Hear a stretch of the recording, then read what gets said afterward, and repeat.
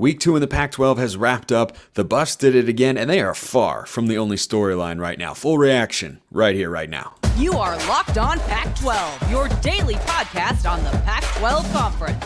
It's the Locked On Podcast Network, your team every day.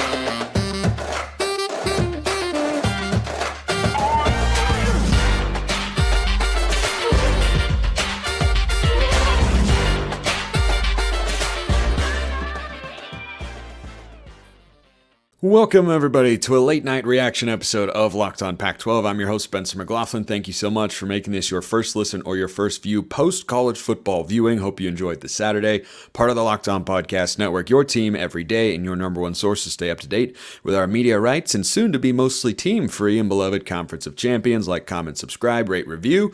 Please and thank you wherever you listen to or watch this show, which today is brought to you by GameTime. Download the GameTime app, create an account, use code LOCKEDONCollege for $20 off your first order. So, Prime and the Buffs do it again. Auburn gets the best of Cal. Going to react to that as well. But the Pac-12 in the non-conference slate with all 12 teams in action. Stanford and Cal are actually just wrapping up as I record this show late into the wee hours of Sunday morning, where I'm living in Utah in the Mountain Time Zone. USC is thumping Stanford comfortably. They had 49 points in the first half. No surprise there. And no surprise to some. Mild surprise to me, but not a big one for sure. That Colorado has done it again. That they were able to not just play Nebraska. Here's the thing with the Buffs. They played one way in week 1. And I said, okay, yeah, boy, I wasn't expecting to see that. I did not see that one coming. I thought, maybe they'd beat Nebraska. I think Matt Rule's a really good football coach. I don't know about Deion and all this sort of stuff. Shedeur Sanders is awesome. I mean, just an outstanding high IQ football player. I don't think I've seen him make a throw where the ball goes into harm's way. But here's what impressed me most about Colorado. It was not just that they beat Nebraska after beating TCU, it's how they beat Nebraska after beating TCU. So you watched Colorado play last week, and they reminded me a lot of Arizona a bit. You have a great quarterback, you have great skill position players, your offensive line and ground game are hit and miss, and you have a porous defense, right? That was Arizona a year ago, which, by the way, translated to a 5-7 season, which coming into the year, most people would have described as a successful one for the Buffs. Now anything short of getting to a bowl game at least. Who knows, maybe they're contending for a Pac-12 title in year 1, which would be pretty crazy. We'll see how things shake out. But if you said that before, you would have said, okay, yeah, that's a success. But Arizona last year was a team that won in one particular way, and that was a shootout, right? It was on the back of their offense. It was moving the ball up and down the field, high flying, high scoring, all this sort of stuff. I thought Nebraska was going to come out with a concentrated effort to run the football. Guess what? They did just that. And it didn't matter because the Colorado defense made adjustments from last week, and they won with a different style of football compared to what they did in week 1. Yeah, the offense eventually got it going. Was it lighting Boulder on fire in the first half? Absolutely not. And yet Nebraska never felt, when they were down, I think it was 13-0, 13-3 at one point, like they were ever really in that football game. Because the way that Colorado won that football game was a much more holistic and well-rounded effort. Nebraska ran the ball for 5.5 yards a carry on 41 attempts. They had the exact game plan I and others thought they would have. I thought they'd be able to have more success. Guess what? Colorado made some adjustments on the defensive side of the football. And that is a really encouraging thing if you're a Buffs fans. Now, I know there are plenty of people out there who say, you're just a Colorado hater and all that sort of stuff.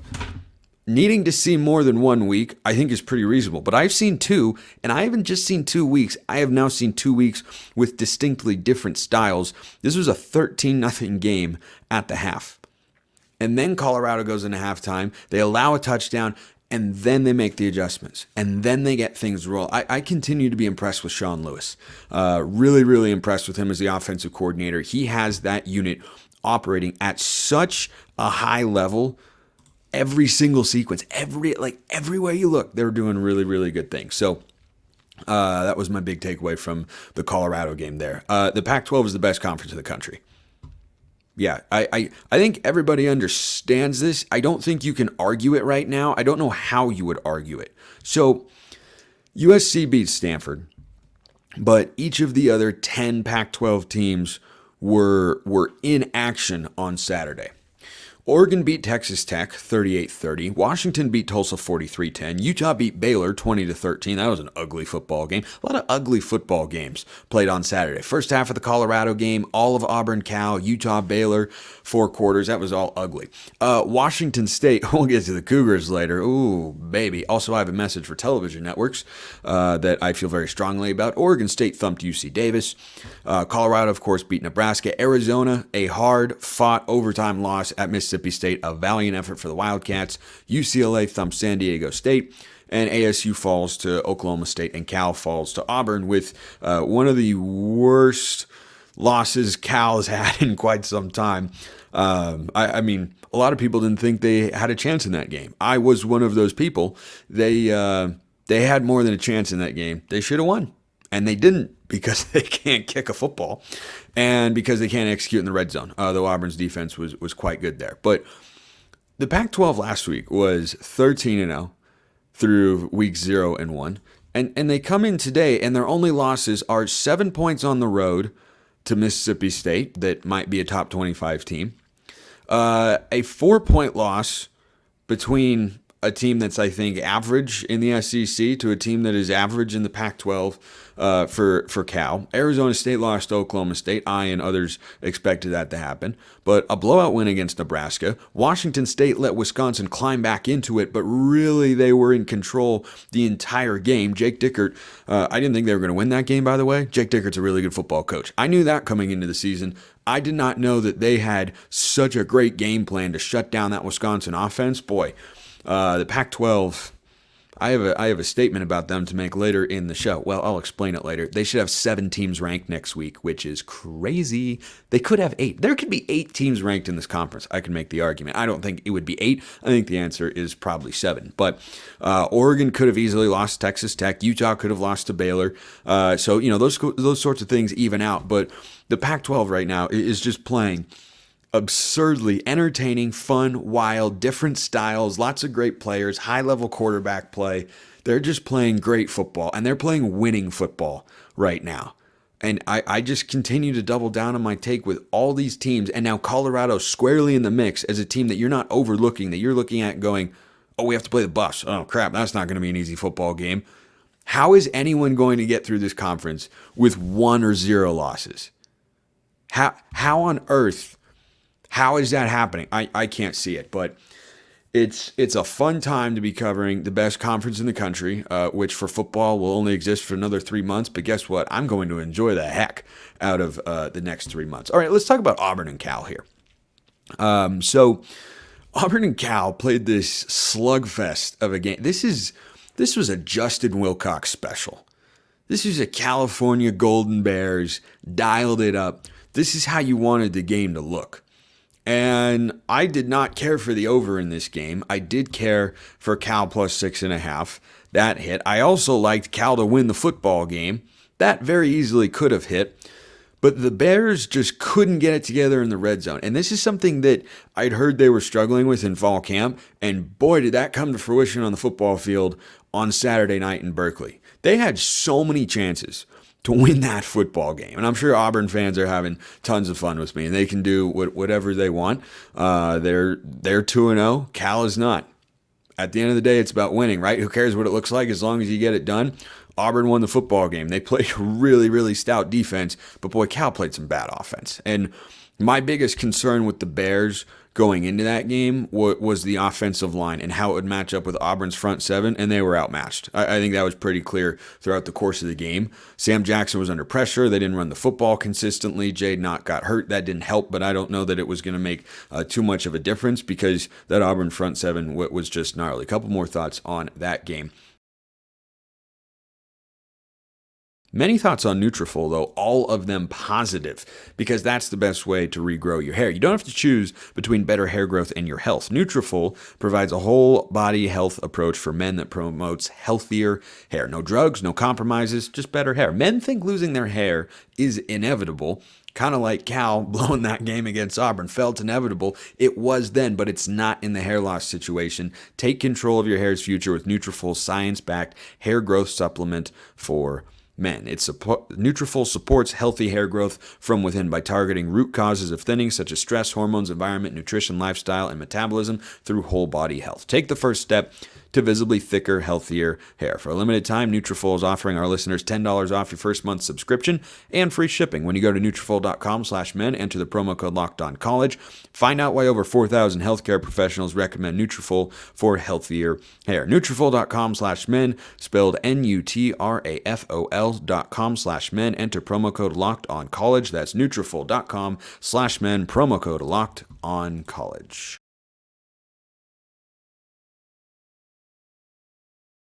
Late night / early morning, second segment sip. So a couple more thoughts on this Cal-Auburn game. I was taking a lot of flack throughout the week from Auburn fans who were very upset with me because I had the audacity to suggest that Cal could win this football game. I think it's pretty clear that Cal was capable of winning the football game. And some would argue, certainly a lot in Berkeley, that Cal should have won the football game. This was such an ugly game, and Auburn drove down the field and ended up, throwing a game-winning touchdown from Peyton Thorne to the tight end Rivaldo Fairweather on a beautifully thrown fade ball to the corner of the end zone. By the way, I had people coming at me for saying I didn't think Peyton Thorne was all that in a bag of chips exactly.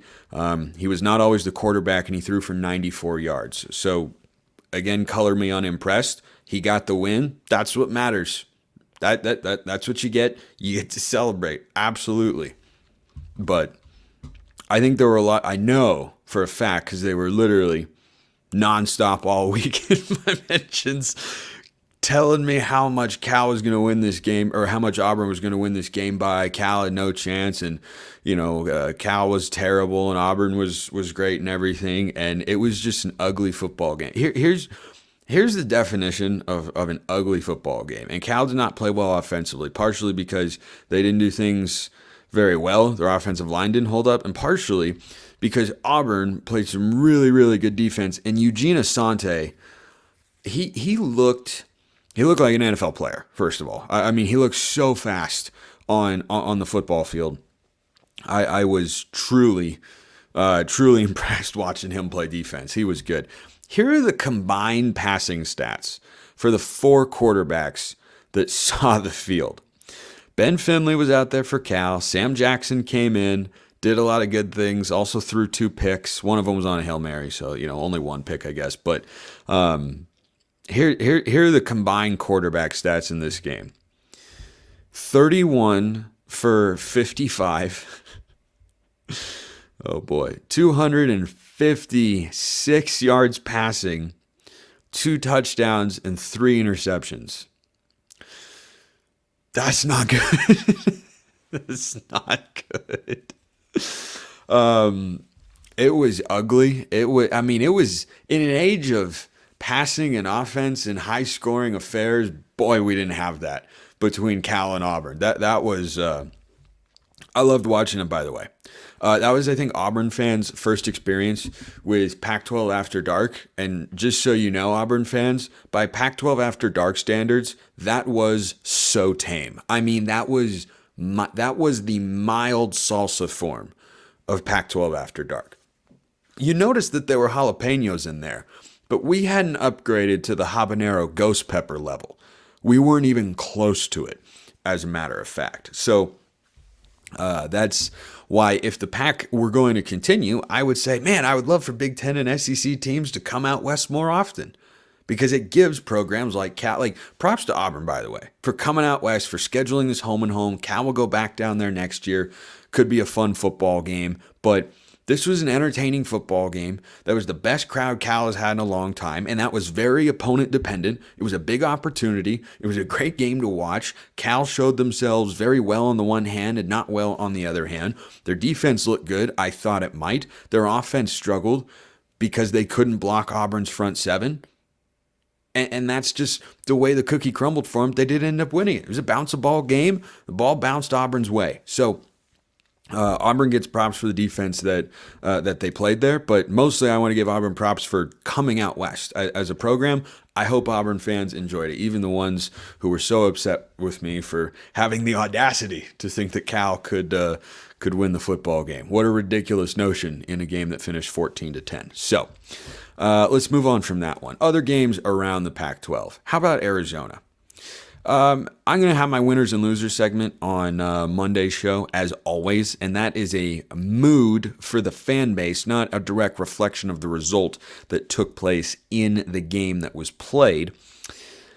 Arizona went on the road, and they trailed at one point 14-0. Then it was 14-7. Then they came back and tied it again. Then they got it to overtime, and they very nearly won the football game. So that is a really, really good effort. I didn't think Arizona would win. But, I mean, good teams win, great teams cover. Arizona covered the 9-point spread. But, look, if you're Arizona, you have to have some semblance of a realistic approach to what success was looking like on Saturday night. Yeah, you would have loved to have gotten the win, of course. Of course you would have. It would have been program-altering in many ways, but that is more than a respectable effort.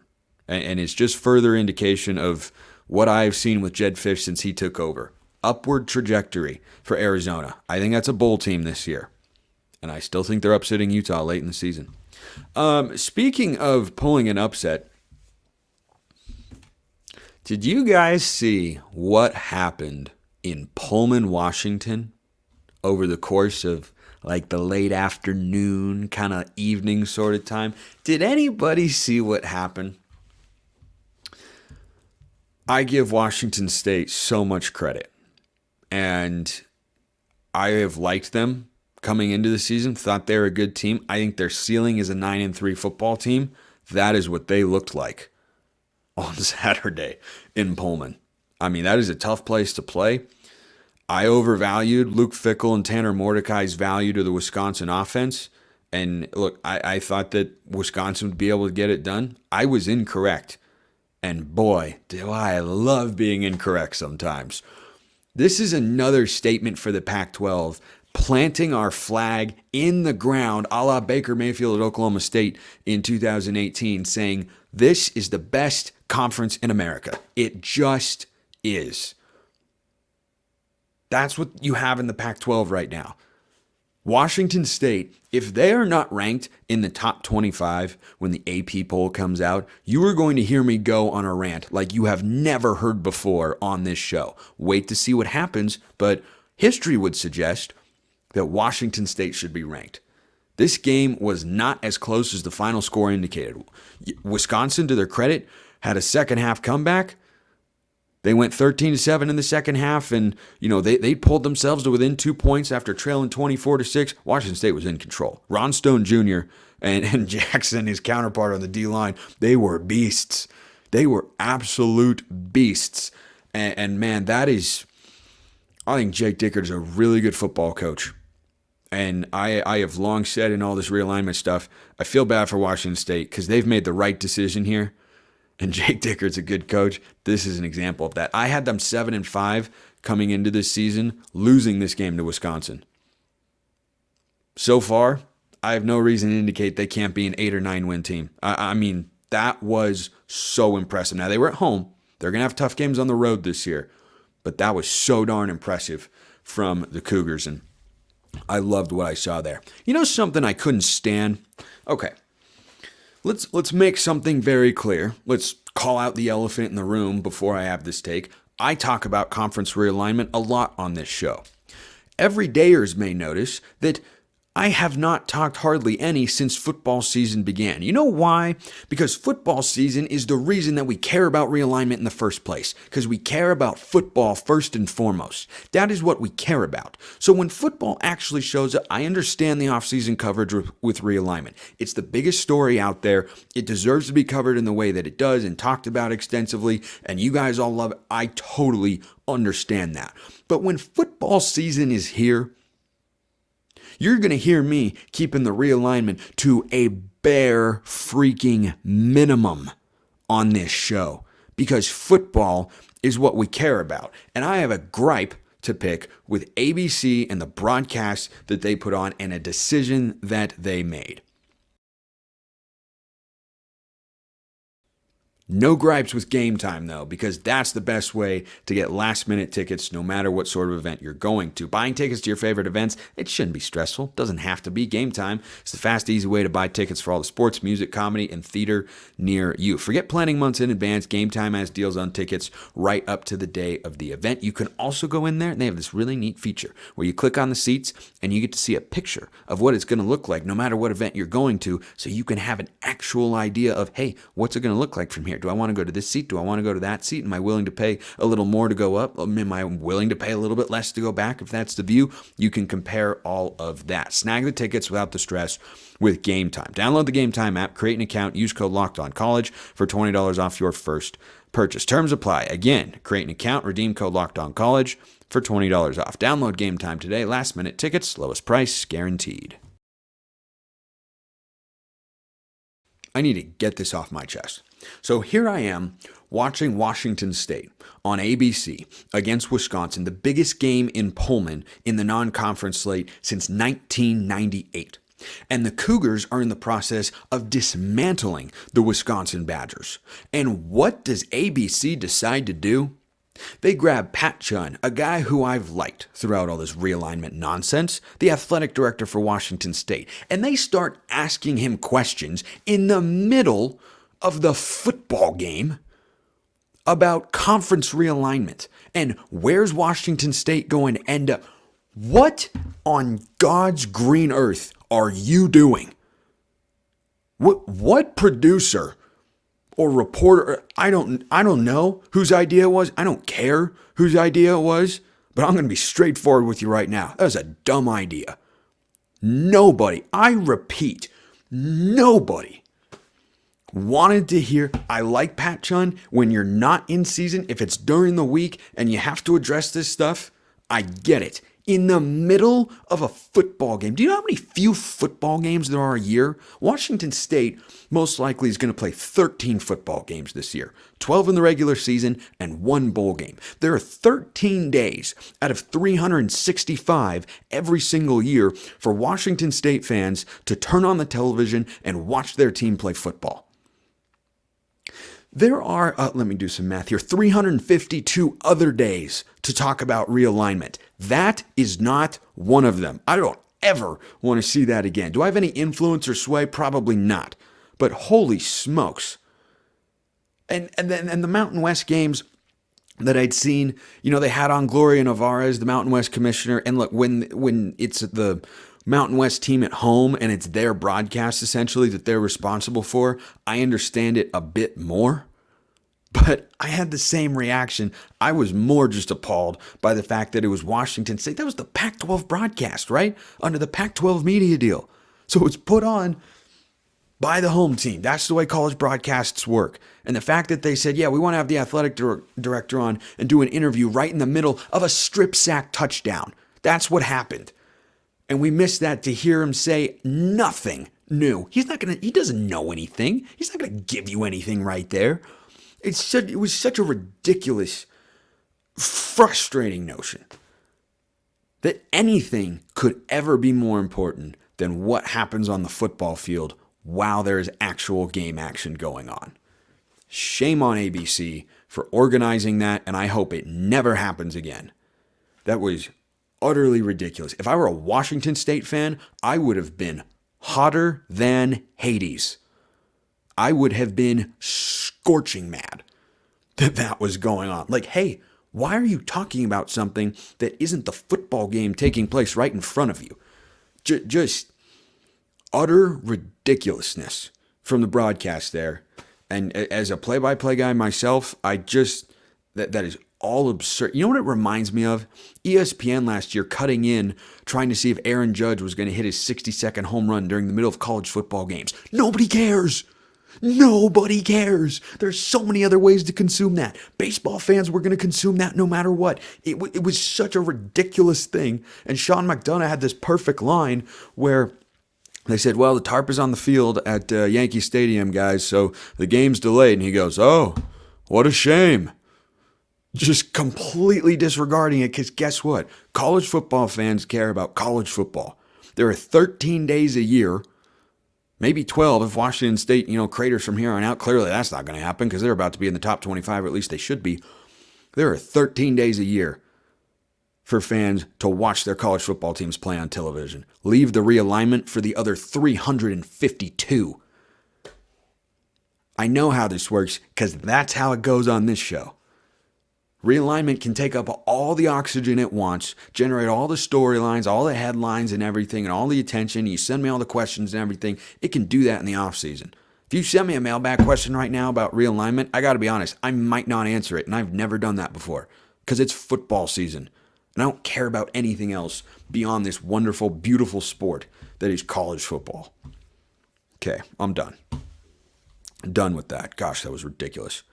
Props to the Cougs. By the way, Carter Baines tweeted out that at Reser Stadium they were celebrating when they saw the Washington State score. Camaraderie between those two, sign me up, because they deserve better, and they are looking really, really good. Let's close with this. I can't see a world in which the Pac-12 doesn't have 7 teams in the top 25. So Colorado beat TCU, who was the preseason number 17. They jumped up to 22. They just won another Power 5 game. They've got to go inside the top 20. And the way that they did it, they won by 22 points. They've got to be inside the top 20. But Washington State is 2-0. They dominated a Group of 5 opponent on the road in Colorado State, and they blew out Wisconsin for most of the game, ended up winning by 9. That was a convincing win. There's no world in which Washington State shouldn't be in the top 25. And if they aren't, I'm going to go on another rant, just like the one I was just going on, but more impassioned about how twisted and backwards that would be. And I don't suspect that will be the case. I just know that in this world of college football, there are a lot of things that go down. This is a great sport that is run and governed by average people at best. Gosh almighty, I'm all fired up. It is almost 12:30 in the morning, my time, recording the show. I got so many more thoughts, which will come on Monday, but another great week for the Pac-12, another great week for the Pac-12 Prime Picks. I went 0-2 to start, won the last 3, back-to-back winning weeks. I'll take that any day of the week. I don't think UCLA deserves to be in the top 25. They had a dominant win against San Diego State. I don't think they should be in the top 25, at least not yet. They'd have to go win at Utah first. That's what they need to do. But they had a dominant win against San Diego State. I thought they might.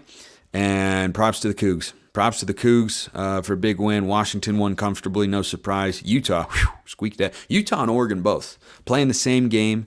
A team that's on a downward trajectory when they had some hope and optimism at one point in time with their programs, and they squeaked out wins. Oregon covered, Utah did not. Good couple of wins for the Pac-12 on the road there. Going into the Big 12 country, coming away with wins. What a week for the Pac. All right, that's enough. More coming on Monday, so like and subscribe if you have not already. There better be 7 teams in the top 25 next week, or we're going to have problems. Appreciate everyone listening. I'll see you next time, and have a wonderful rest of your day.